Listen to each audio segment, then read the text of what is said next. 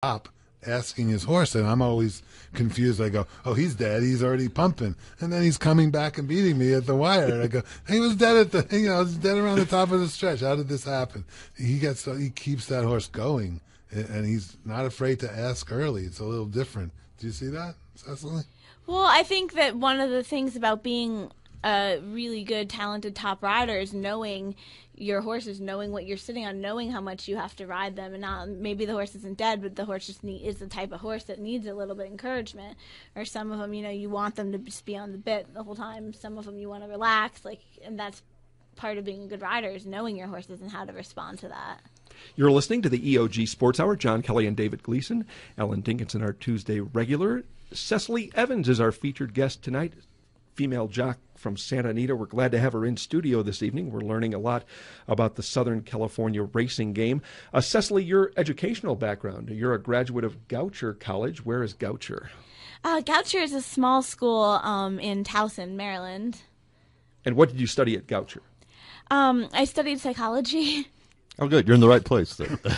Yeah, I mean, I didn't. We'll light up and ask you questions. Maybe you can help us out. What's wrong with me, Cecily? Yes. What's wrong? I've got a question. How many other aspiring female jockeys are there in the Southern California racing circuit? Obviously, you're in a very small minority. I was just wondering if there are any others.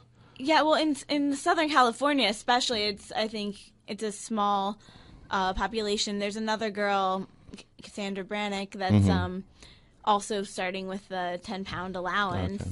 Who is actually the niece of Ramon's drummer, Richie Ramone. Wow. So that's See, it's so neat how those ties together. Everyone's got to tie into something else. It's great. and Richie's a friend of mine, so Yeah. I've got to watch Cassandra. That impression. This might be a good time to give my shout out to my mom, Judy Gleason, who loves Ellen Dinkinson, and she wanted me to thank you for being so nice to her son.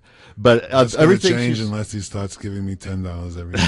No, Unless, he's easy to be kind to. He's very sharp. the he's a thing that she's wrestling been guy. impressed the most is that you know one of the Ramones drummers. Oh, cool. I watched Rock and Roll High School with the Ramones. And an exclusive. My mom took me and my little brother to see Rock and Roll High School in the theater when it was on its cool. theatrical release. What was that girl's PJ Souls. PJ Souls. Yeah, sorry, I didn't. We get off of these little tangents. Yeah. It's either pro We're wrestling not or talking punk about rock. wrestling. We're talking Ramones. I think we'll get more respect Yeah. for talking Ramones. Yeah, than, probably. than wrestling. But I'll get anyway, Richie to be a guest on the let's, show. let's get back to Cecily. And let's get back to, how about gambling? Because I'm wondering if Cecily knows anything about the gambling part of horse racing. Do you ever take a glance at the tote board when you're horseback, say in the post parade at Santa Anita?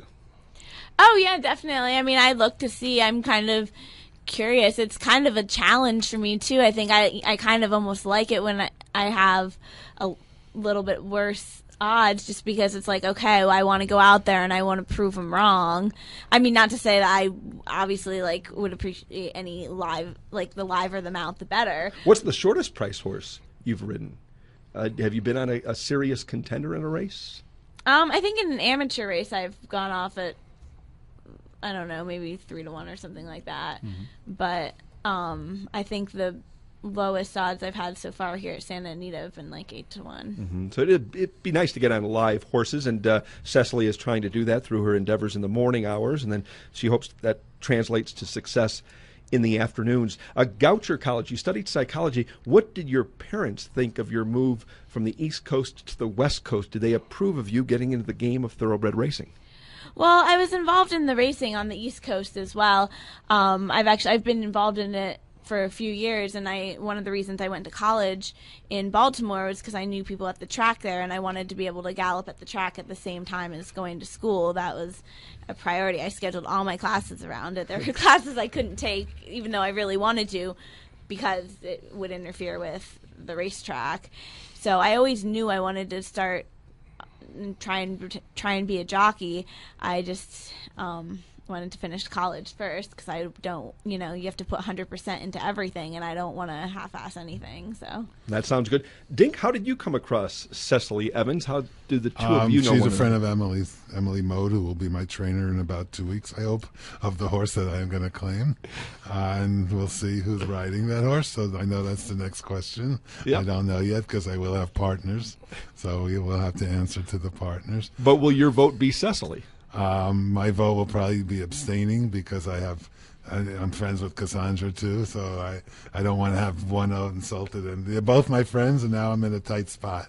I don't know who is better. They both seem to outride the odds, and I think they're both. In watching them, I can bet these people, when they're price worthy on long shots, they both seem to be competent. Here's something that will really impress you, John, about Cecily. She can count cards. Really? Yeah. Which is so cool for a 24-year-old. That and the ability to throw a punch is what really impressive. Can you throw a punch, Cecily? If I have to. Like a good punch. I'm not talking about Have you had a fight at the racetrack? fight or flight. Do you think you can knock a man out? Maybe like a small guy, not a jockey because they're always good. Maybe just a random guy. You think you can knock him out with one punch? I mean, I'm pretty strong. I can I can tell you're strong. I can out pull up a lot of people. Okay, so well, I have good. pretty decent upper body strength, but I don't get into fights. I'm not saying you get into fight. You don't look like a bar brawler. Well, I just think fighting is so unnecessary. Well, it is. I think outside of a controlled it's environment, immature. being a boxing geek as I am, I think it's. But that's always been my criteria for a woman: being able to count cards and be able to throw a punch. You got one. The card counting is in progress, Yeah. but that's cool that you care enough Yeah, it to is. do that. That's a pretty That's cool. sensible trait for somebody who's 24. Yeah. Does it translate into winning money at the blackjack tables?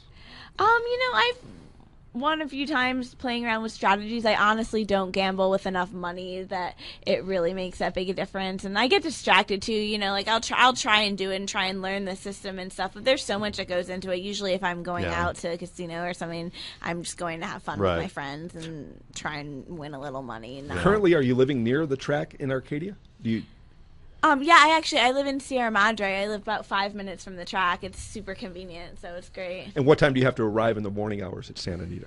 It depends. I usually get on my first horse between 5:30 and 6, and then go till Not when I'm going to bed 9:30 or 10. What about the best horse you've ridden thus far in your young career? Have you climbed aboard a quality horse in the morning hours? I've been on a few quality horses. Back east, I used to breeze horses for Sagamore Farm, and they have a lot of really nice horses. And I used to work for trainer Richard Small, who had the horse Richard's Kid, who is now out here. He was with Baffert. He won the Pacific Classic, and he was definitely one of the nicest horses I've been on. And you can tell an appreciable difference between a 10 claimer and a grade 1 stakes horse? Oh, yeah. I mean, you can definitely tell, different levels of class between horses, but... What are the differences? Like, if you got between, say, just a really top-notch horse and a substandard horse, what would be the differences you'd notice? You can just feel them under you, the power they have, the way they hit the ground, the way they travel, the way they behave, too. Yeah, that's the way it is. I know. I mean, I'm a boxing geek. I met a lot of fighters. And you can tell guys almost, from their rookie years when they've got championship level stuff. You can just tell. They just have a certain presence or just the intangibles that they're championship material. And Sometimes I guess horses find themselves, though. They see the light and they grow up and they can leaps and bounds. They quit going out. Leaps and bounds between 2-year-olds and 3-year-olds. Yeah. That's when the whole picture changes. Come January and February last year's 2-year-olds progress at very different rates, and that's why there's so many upsets in these prep races for the Derby. You also were on Caracatato, right? Who ran in the Preakness. Oh yeah, I just worked him once at Del Mar, but that's cool. That's a famous horse. Yeah, it was really cool, and he felt great. You can tell right away that he's who he is. But some of my favorite horses I've ever been on have been horses that broke their maiden for 5 at Charlestown or something like that. I try and find a certain connection. Personalities with the and horse quirkiness. Is that and just the way that that's what I think a lot of people discount is that all these horses have their own personality. It's great being on a nice horse. It's awesome knowing that they're capable of doing that and feeling them under you and stuff like that. But all animals just have such distinct personalities and stuff. It's cool, learning them and seeing. And that's why at EOG we're involved with a thoroughbred rescue, SoCal Thoroughbred Rescue, run by my friend Caroline Betts. It's amazing that people think of horses like cows after their career. I refuse to accept that. Yeah, I do These too. are athletes with unique barbaric personalities that we've invested money on. They're like my partners. Yes. If I bet a horse, and a jockey. I don't want to see either of those two go to slaughter when they're done riding or racing. And I mean, what would that to say me, about it's us, insane JK? that, We could that go we to live in a slaughter by that society, metric. in a country that will allow slaughter. Oh yeah, no, it's barbaric. And actually, I've got a good fundraising angle for Caroline that you and I could probably put together. Okay. I got to work out the logistics, but I'll pitch it to you shortly.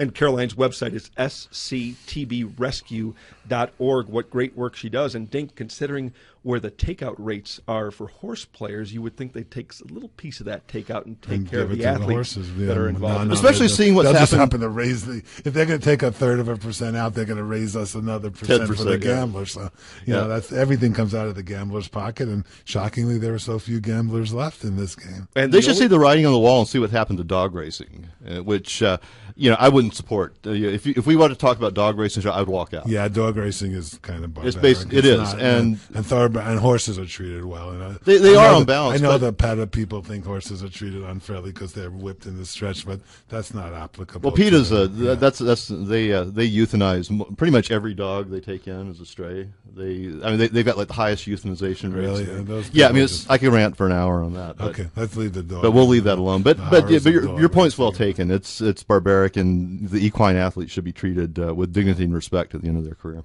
That's the voice of David Gleason. I'm John Kelly. You're listening to the EOG Sports Hour. Great to have Dink in studio. He's here every Tuesday night. He'll be back next Tuesday night with, we hope, Perpetual Check, a well-known gambler around several sports betting forums. I like you bringing in women, Dink. Let's keep up that trend. We've had an A-list actress. I got one in the We've future. had a lovely aspiring jockey. Yeah. And so let's keep up that trend. I mean, Perpetual Check, he's a good get, but... Well, he'll get everybody angry, and then we'll calm them down with another woman. Okay, fair enough. Okay. I know you know what you're woman doing. Could be a poker player. You Yes, said. I think my friend Cindy Violet will be happy to do the show, and she's opening a vegan restaurant soon in town. So in Las Vegas? We will be promoting that's great. that. Yeah, Well, I'll go there. we have to charge you double. Okay, fair enough. Although the way David's been going, maybe he deserves a I know. Maybe he complimentary meal. can. Maybe he wants a piece. I have an investment in it. That's what I say about vegan restaurants. They're usually fairly cheap to run. You're not buying a bunch of meat. That's true. Cecily, good luck with your career. Thanks so much for stopping in. Her name, again, is Cecily Evans. Look for her at Santa Anita. She'll be riding definitely in the mornings and sometimes in the afternoons. Do you have as anything well. to plug, Cecily? Twitter? I mean, anything you want to plug? She has a Facebook page. I have a Facebook and a Twitter, actually. Well, you can plug it. Plug whatever you want. If you want people, We you want get a people to lot get of in touch people with you? from this show probably. Yeah, you might not want to give it out. Even I get people for Twitter. I mean, if you put it in, you can find me. I barely ever use Twitter.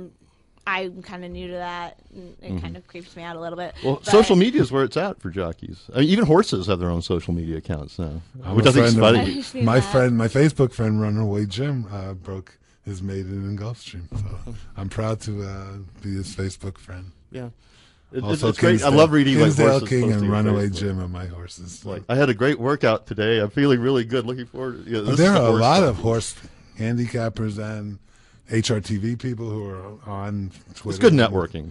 Yeah, it's actually. I think you should do that. Yeah, I would agree. Yeah, I've been trying to get into it a little bit more. I always feel like awkward about I feel like why would anyone care that I'm doing this? People care about what I say. Emily's If they care a- about me, a they'll care. Twitter advocate. That's how I met Yeah. Emily from Twitter, and now she's getting a horse. Yeah, I guess that's what we. Well, our I'll plug you on society's doing Facebook. now, so. I'll plug you on Twitter, and we'll get you some followers. Cecily Evans on the program. We'll step aside and take a quick timeout right here. When we return, we'll go on record with selections. David has a college basketball play that he likes for tomorrow. So too do I. We'll ask Dink about the NHL when we return here on the EOG Sports Hour.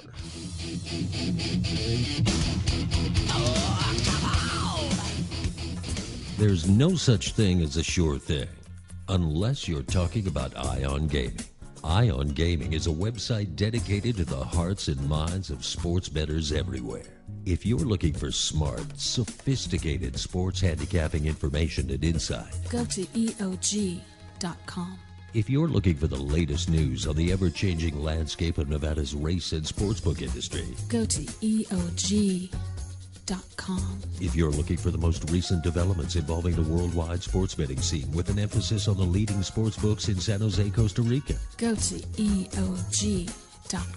and finally, if you're looking to join an online community of sports gamblers where registration is free and the information is priceless, Go to EOG.com. you get the idea. Why gamble on other sports betting websites when Ion Gaming is a sure thing? And I love a sure thing.